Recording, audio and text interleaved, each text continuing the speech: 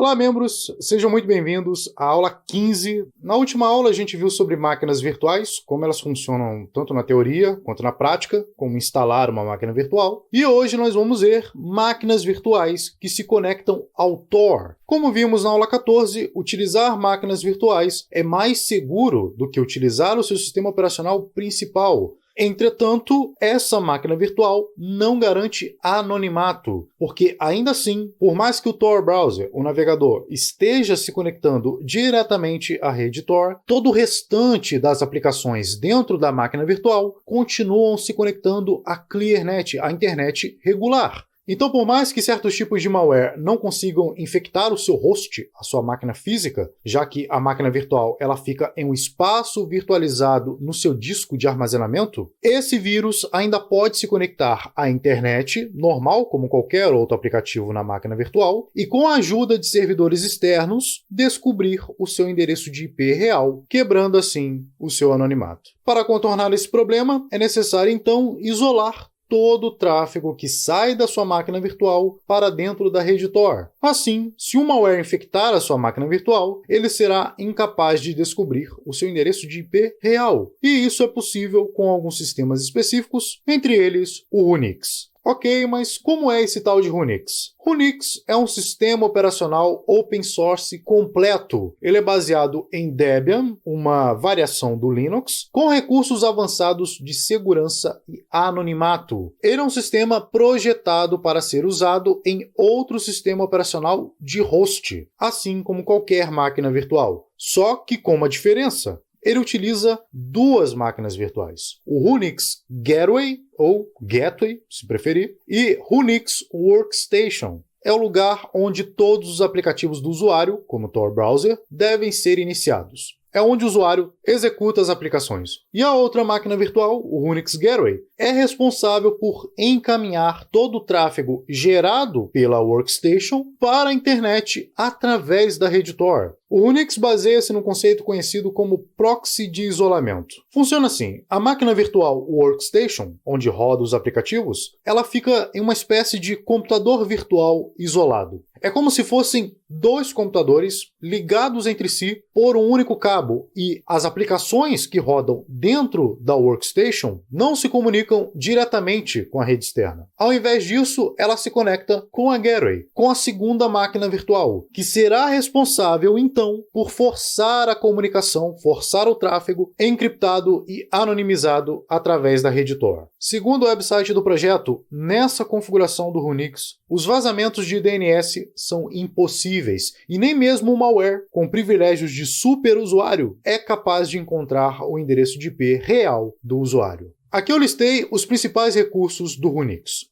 Live Mode é uma opção que tem lá assim que você reinicia a máquina virtual, e isso evita que um malware ganhe persistência após a reinicialização, já que ela não é gravada no HD ou no SSD, mas sim na memória RAM do seu computador. Só que para isso funcionar, você deve definir os discos da máquina virtual para somente leitura. Já vou mostrar daqui a pouco, na aula prática, como realizar essa configuração. Keystroke Anonymization, ou anonimização do padrão de digitação do usuário. Como vimos na aula 3, as teclas podem ser usadas para rastrear o usuário. E para evitar isso, o Unix vem com um Cloak instalado por padrão, que é um software que altera o padrão de digitação do usuário antes deste ser emitido para o servidor final, para o site de destino. Então isso impede o que chamamos de impressão digital do teclado, da digitação do usuário. SWDate é uma configuração, é um programa que define o relógio do sistema para comunicar via TCP/IP criptografado de ponta a ponta com os servidores na rede Tor. O que significa? É natural que haja um sincronismo com o horário do seu sistema operacional, o relógio do seu sistema operacional. E ao fazer essa comunicação, esse sincronismo de hora, algumas informações sobre sua máquina são coletados por esses servidores. E é claro, esses servidores podem usar essas informações para desanonimizar você, quebrar o seu anonimato. é o chamado ataque de tempo, e essa configuração padrão do Unix evita isso. Entropia aprimorada. O Unix não confia na CPU para gerar entropia, e você também não deveria confiar. Para isso, ele usa geradores de números aleatórios pré-instalados no sistema, melhorando então a criptografia das conexões via Tor. Autoproteção de kernel. O Unix usa uma configuração de endurecimento de kernel, conforme recomendado pelo Kernel Self-Protection Project. Essa configuração especial protege, por exemplo, entre várias coisas, as contas de usuário contra ataques de força bruta. Por exemplo, ela bloqueia contas de usuário após 50 tentativas de login com falha, porque se você não sabe, força bruta nada mais é do que tentativa e erro. E dentro dessa configuração de endurecimento de kernel, existe uma configuração chamada de AppArmor, que nada mais é do que a criação de perfis separados para cada tipo de aplicação. É concedido diferentes níveis de privilégio a certos aplicativos. Isso evita que, por exemplo, aplicativos ditos bonzinhos, confiáveis, tenham acesso a recursos avançados do sistema operacional. Outra configuração exclusiva do Unix é o Anon Apps Config. Vários aplicativos são preparados ou totalmente pré-configurados para evitar correlação de identidade por meio do compartilhamento do circuito Tor. Ou seja, por padrão, aplicativos executados simultaneamente dentro da máquina virtual do Unix são roteados por caminhos diferentes dentro da rede Tor. Eles tomam circuitos diferentes, evitando assim o chamado ataque de correlação de tráfego, algo que vimos nas aulas sobre o Tor.